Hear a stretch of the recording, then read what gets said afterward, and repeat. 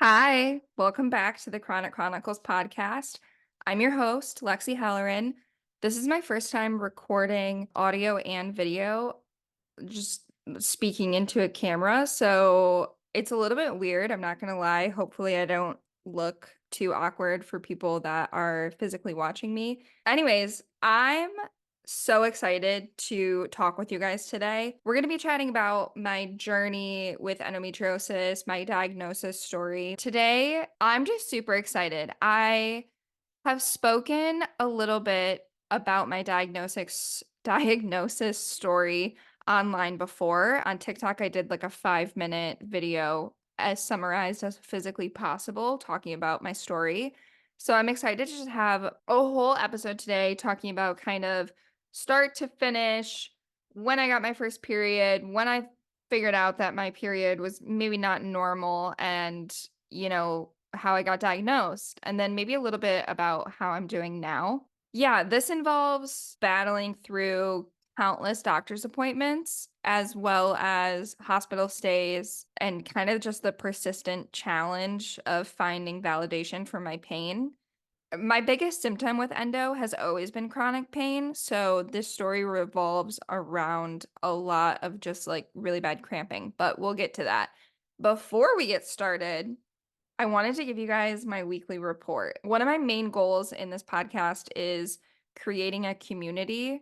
And I feel like in order for us to have like a really good community, you guys have to also know me and feel like we are friends. Not feel like we are friends. We are friends. Literally every single person I interview for this podcast, I feel like we're best friends after.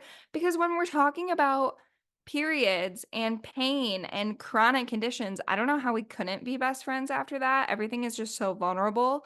And you guys are hearing like intimate details of my life. You might as well know that I'm obsessed with coffee. Like I don't know. I feel like it's a little bit weird that you don't know me on more of like a broad level, but you know me, like when my period was and my heavy flow. So, anyways, I'm gonna start doing weekly reports in the podcast episodes. That being said, I saw this trend on TikTok and I loved it. So I also have like little papers here to kind of remind me. I have ADHD, by the way. You guys will probably figure that out. So let me just like put it out there for you now. I have ADHD. I have physical paper to keep me on track because I will get off track. Anyways, so the report stands for reading, eating, playing, obsessing, recommending, and treating. I'm reading In the Flow and Crescent City. I love them. I try to read like 2 or 3 books a month. I normally try to have one educational or self-help type book and then one fantasy fun book. So currently it's In the Flow and Crescent City. I'm almost done with Crescent City and I absolutely love it. I wasn't a big reader growing up, but I read ACOTAR and then I love Sarah J. Maas. So people were suggesting Crescent City. I haven't read Thorn of Glass yet. I think that's the other series name, but I'm really liking Crescent City. Almost done with it. Really like Bryce. There was just a really big twist in the book. I'm again towards the end, and I don't want to spoil anything for anyone, but that threw me for a loop. So literally I'm listening to that book on Audible right now. I'm not like physically reading it. And that loop happened like 20 minutes ago, and I'm kind of recovering. I'm trying to recover from it. So yeah, that's what I'm reading. Eating, I'm trying to move towards more of an anti-inflammatory diet, like eating more of the Mediterranean style and also switching out butter to oil. So the biggest thing I'm trying right now is switching out butter for olive oil and also cutting back on refined sugar. Another thing you guys should probably know about me is that I'm 1,000% obsessed with sugar, addicted to sugar. I'm the type of person that my whole life I've had I have to eat a sweet treat after dinner, or honestly probably after like lunch too. I just reach for a sweet treat. Growing up, I used to tell my grandpa I wouldn't finish my whole dinner, and then I would say, "Oh, well, I'm ready for dessert." And he'd be like, "Well, you didn't eat your whole dinner. How are you said we're full." And I would always say that I have a separate stomach for dessert. I'm 26 and I still feel that way. So it's been a really big struggle for me to try to cut out refined sugar. My biggest replacement for that recently has been dates with peanut butter in them and then dipped in dark chocolate and like flaky salt on top. Loving that. Loving that. So, so good. Playing. I've been playing pickleball, which I'm absolutely terrible at. I'm pretty uncoordinated, but it's really fun. Even though I don't think no, I've definitely never won a game of pickleball, but it's really fun just to like hit the ball back and forth and there's cute outfits involved. So I'm all about that. I'm currently obsessing over the song Espresso by Sabrina Carpenter, which I think the whole world is as well. I've played that song probably 20 times today. I'm recommending Some Days Cramp Cream. For people that don't know, Some Days is a natural period relief brand, and they are actually backed by science, but they use plant products. And I love Some Days. I love it. I love it. I love it. And specifically their cramp cream. And then also they have a castor oil heating pad. Love that, and it has flax seeds in it. The flax seeds stay warmer a lot longer than like normal rice. A lot of heating pads have rice in them. If you have been waiting or wanting to try out Some Days, I do have a code for you guys. So you guys can use code Chronic Chronicles at somedays.com and that will get you 20% off of your order. Again, the code is Chronic Chronicles. I recently treated myself to a new pajama set, which my whole life I've always been the type of girl that just wears like a big t-shirt and shorts to bed. I don't think I've ever had matching pajamas in my whole life. Definitely not in my adult life. I've never had matching pajamas, but I did just get a matching set from J. Crew actually, which sounds more bougie than it is. J. Crew was having a sale at like the outlet mall, and I bought a matching set, and I love it. So I think I'm gonna start doing that more. I think I'm gonna get more matching sets. Anyways, that's my weekly report. Without further ado, we can get into the bulk of the episode. I want to start out the informational part of this episode by saying that endo affects millions of people worldwide, and it's frequently overlooked and misunderstood. On average, it takes 7 to 10 years to get diagnosed with endo. For me, it took I think about 7 years. So I started my period when I was around 12. I think I was in seventh or eighth grade. Honestly, like I can't remember the first time I had my period. I tried to think like long and hard about that to tell you guys, but I don't remember the first time I started it. I do remember just how bad they were. I remember them being super heavy. I'm talking about before I was in high school. In my middle school days, I remember them being very heavy.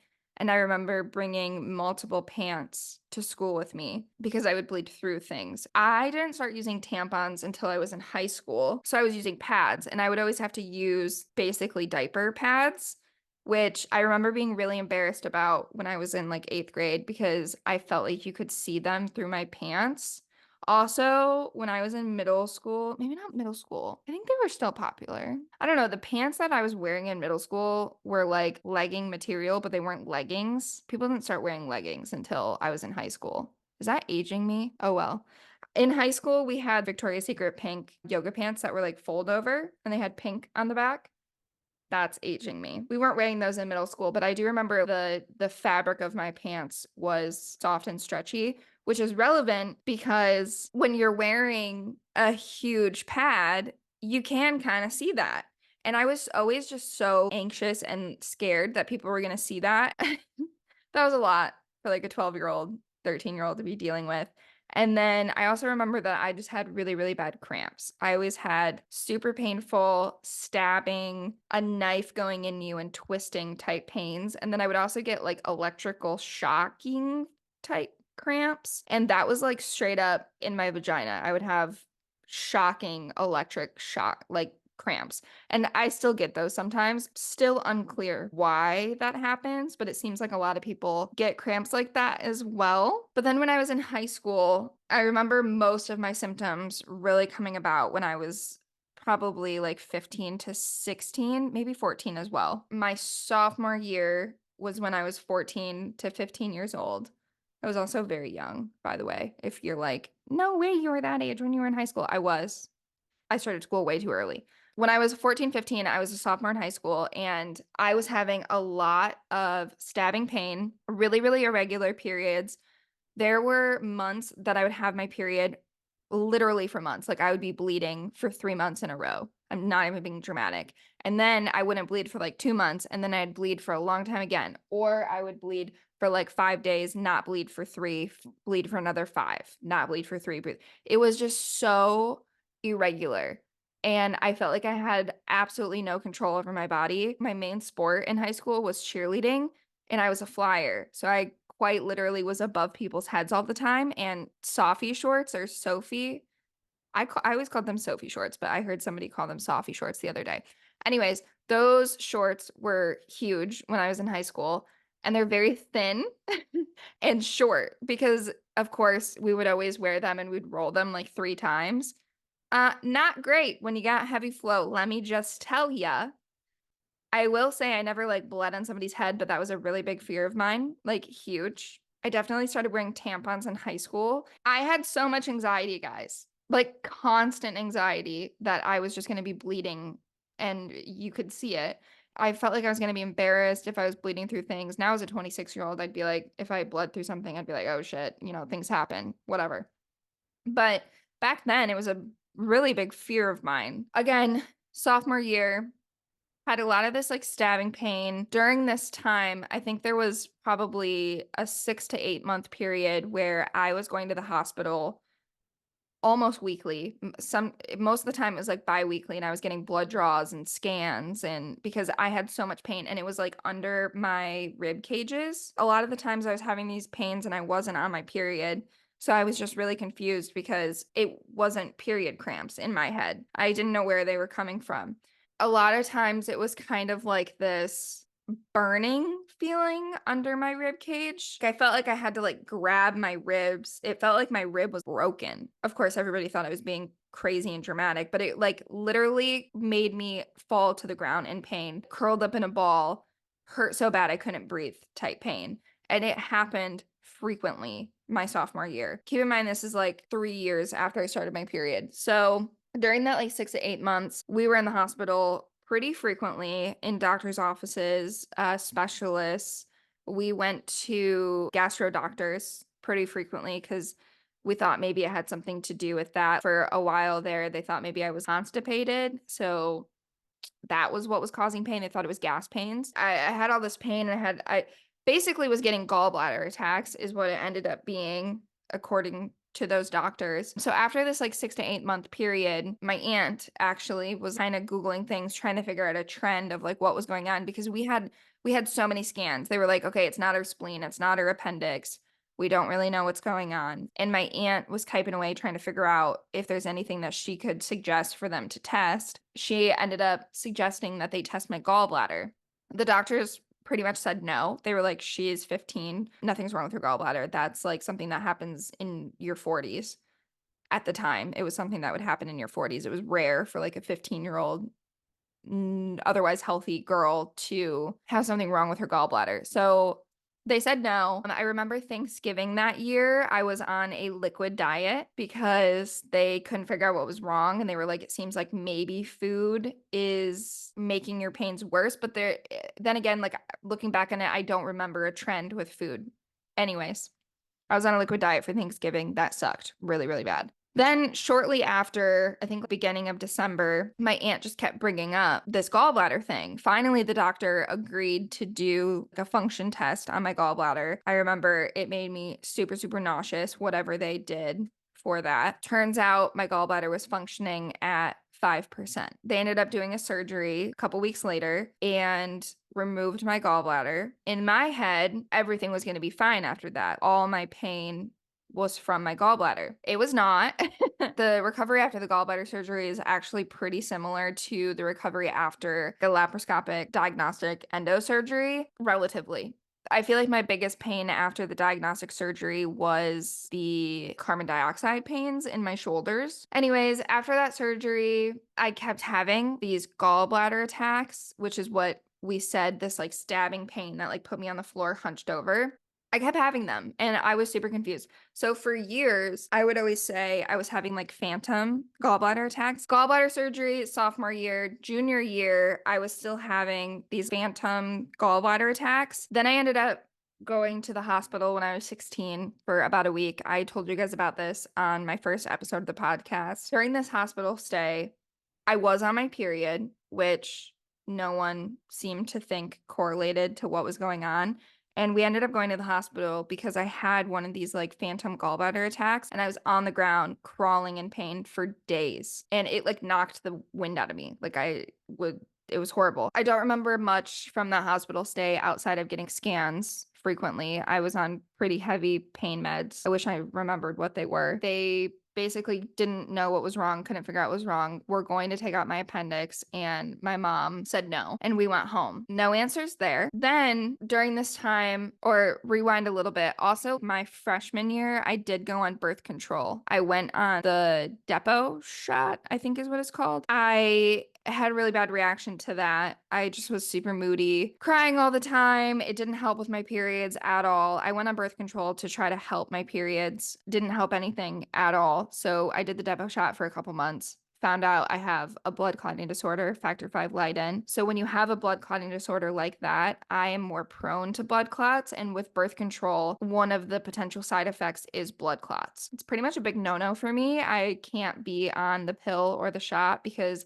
they have a pretty heavy hormone load and they're systemic. So the hormones go through your whole body. That being said, I was on the depot shot for a little bit, for a couple months when I was like 14. And then I wasn't on birth control again until junior year when I was 16. I wanted to try an IUD. I ended up getting the Mirena IUD, which has local hormones. At the time, it was thought to be maybe potentially risky because of my blood clotting disorder, but the doctors were like, it's local, it shouldn't cause any issues. Obviously, if I had blood clotting symptoms, go to the hospital type of thing. We ended up doing the IUD. Also, not to freak anyone out, but like that shit hurts. Why are we not put under for that? Why do we not have the option? Whatever, that's a whole nother topic.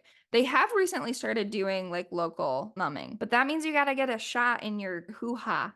And I just don't know how I feel about that. But again, I don't know. It's super painful, so maybe it would be helpful. Anybody who has gotten an IUD inserted with a local anesthetic, let me know if that helped. Let me know what that did for you.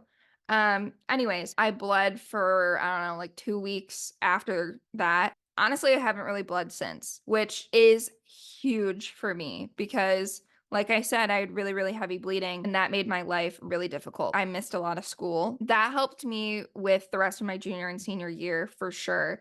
Now, the other symptoms continued.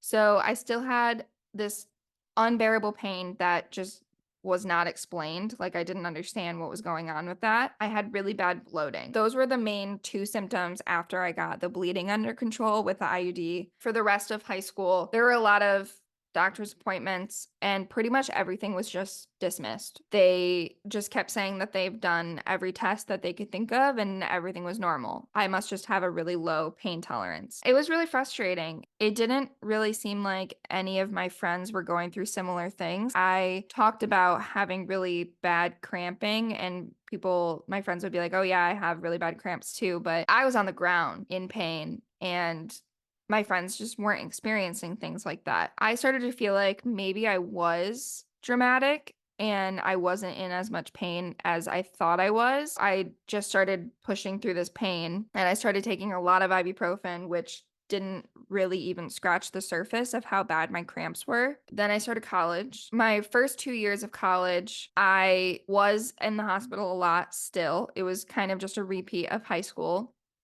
And at this point, I was having more symptoms than just the pain and the bloating. I started having a lot of fast heart rates frequently, feelings of my heart just like kind of beating out of my chest quite often. And I started going to the doctors frequently because I felt like I was having heart attacks. Now, there have been things that have come to light about some of those things, which I'll get into, but those started being my main symptoms from probably, I graduated high school when I was 17. So probably like 17 to 20, my main symptoms were pain, bloating, and heart rate issues, fast heart rate, tachycardia.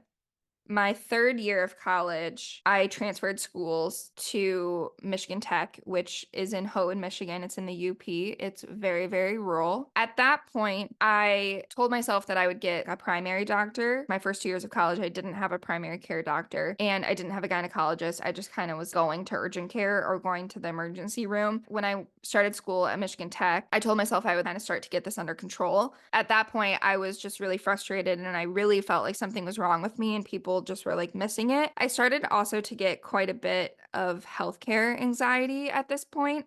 Honestly, I felt like I was going to die and people were just going to miss it. Something was wrong because now my heart felt weird frequently. And I was like, something's wrong and I have all this pain and no one has ever been able to tell me what is going on. So I felt like I was just going to die and no one knew why. And I felt really dramatic. I couldn't talk to anyone about it because people said that I was a hypochondriac or that I was being dramatic or my pain tolerance was low or I always have something wrong with me. And I was always in the hospital, and the hospital always said stuff was fine. So I'm being over dramatic. And every time somebody talks to me, I have something else that's wrong with me. And you know what? Valid. I get where they were coming from because, yeah, there was something wrong with me every time you talked to me. And it just felt so lonely. And I felt so isolated and lost and confused. Yeah, at about like 19, 20, I really put my foot down and was like, okay, I'm going to figure this out. Either I am crazy or there is something wrong with me. And at that point in my life, I was like, I don't care which one it is. I just need to know.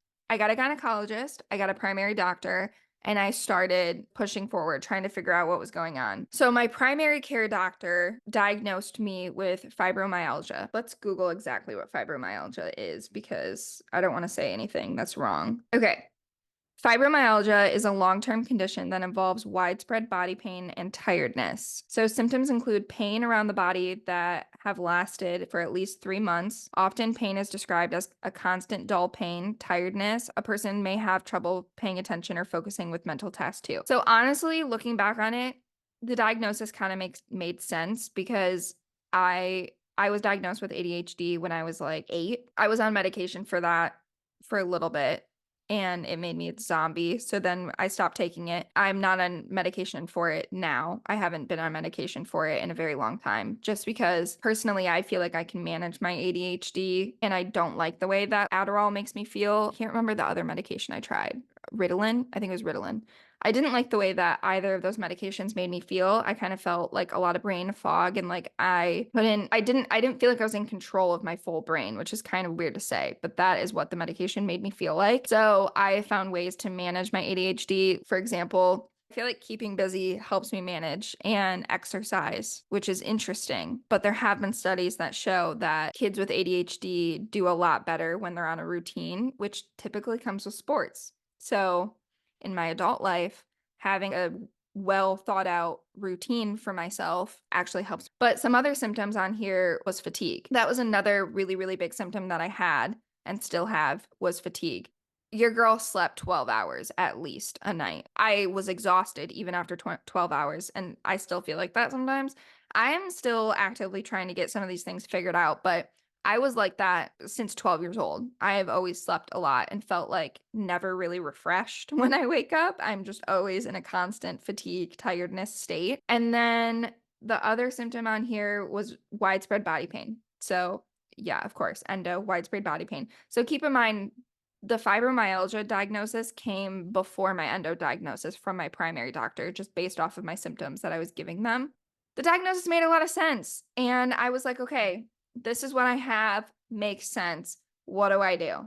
So we started talking about ways to treat fibromyalgia. I also got put on an antidepressant at the same time. I honestly was just exhausted and I was like, fine, I'll try anything. So I did that. I didn't like the way that the depression medication made me feel. And quite frankly, I didn't think I was depressed. I thought that I was just burnt out because no one listened to me and I was in pain. And you know what? This doctor gave me a diagnosis, so I was going to do whatever he told me to do. And that's what I did. And I did that for a couple months and it didn't help.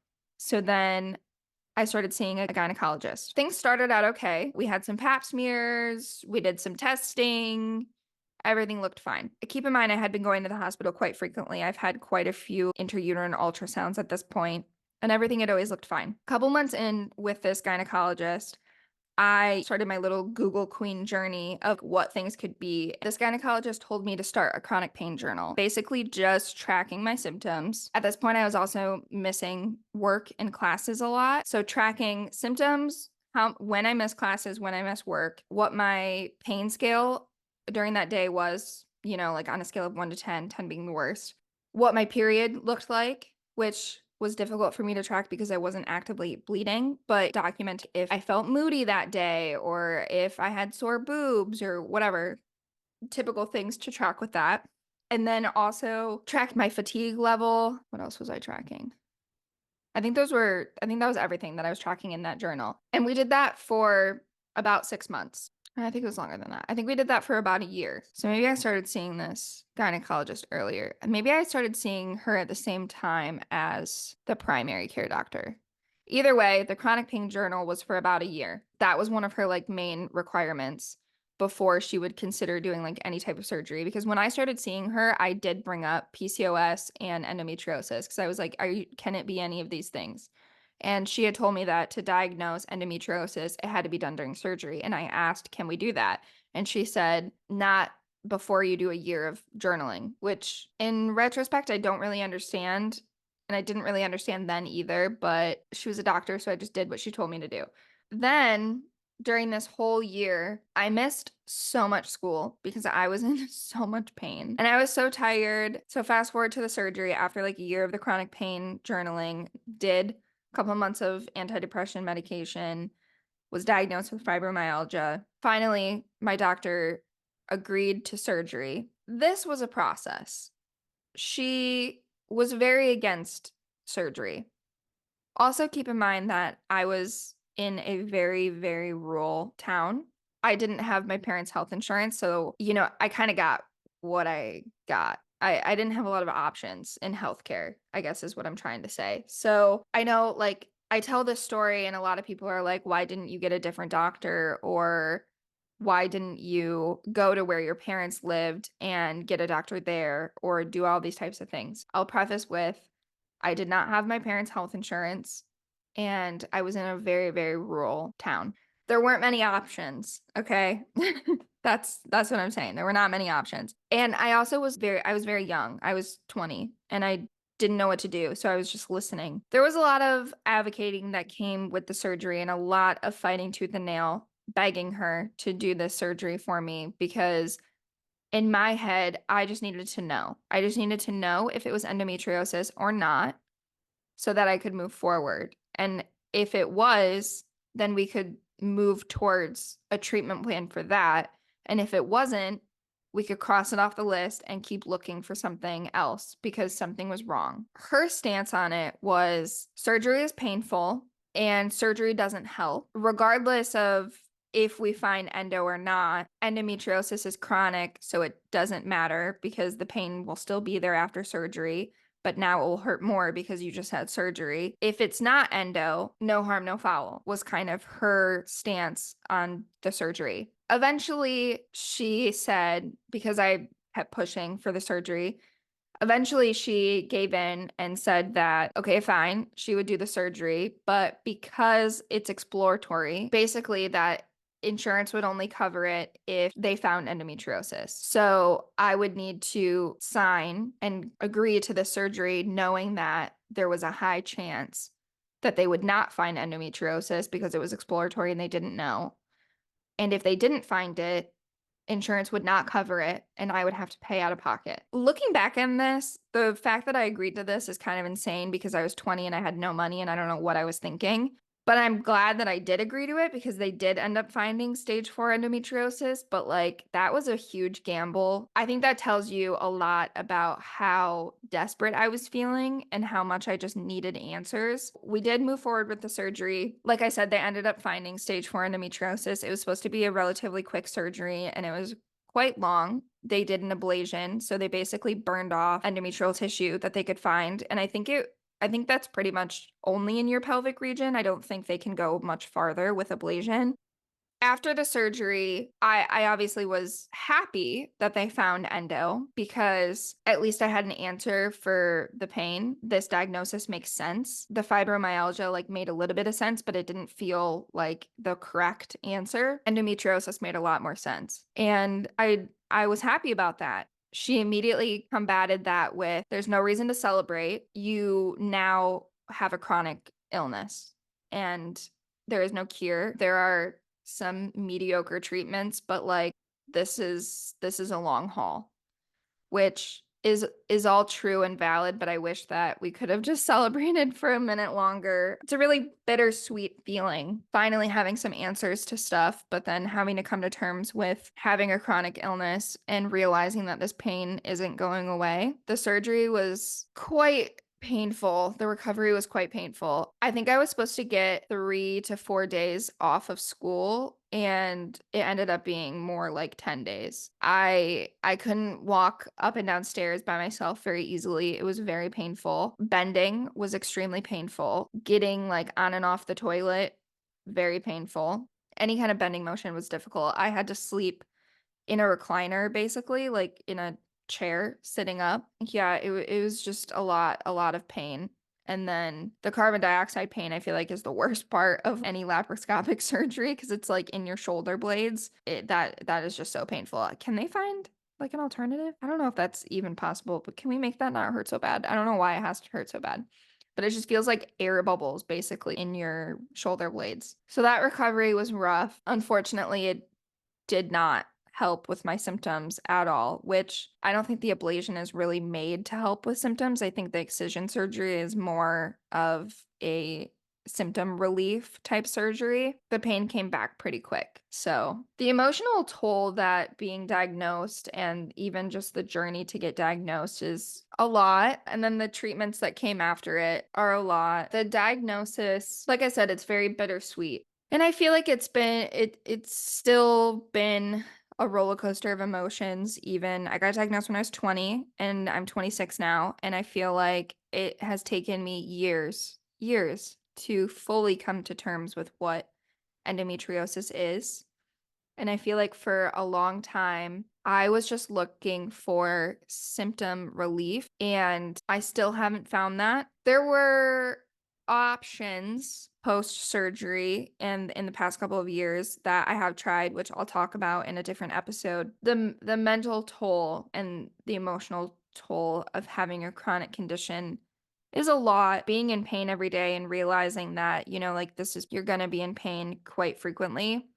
I feel like I went through a journey of feeling like I was just not in control of my body, even post surgery. There was a year or two of my life where I told myself basically that I didn't have endo anymore just because I was so burnt out on trying different things to help the symptoms and not being successful in it that I was just so burnt out that I stopped everything. Everything stopped. I didn't go to doctors for like 2 years.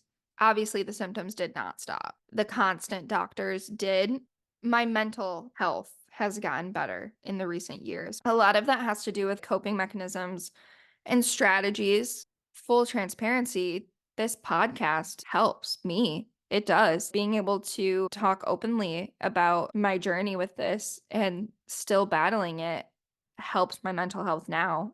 I really hope that anyone listening who has these experiences or has maybe gone through similar things to me feels validated and heard and like they're not alone, like in the way that I felt alone. And just so you know, my Instagram DMs are always open and I reply.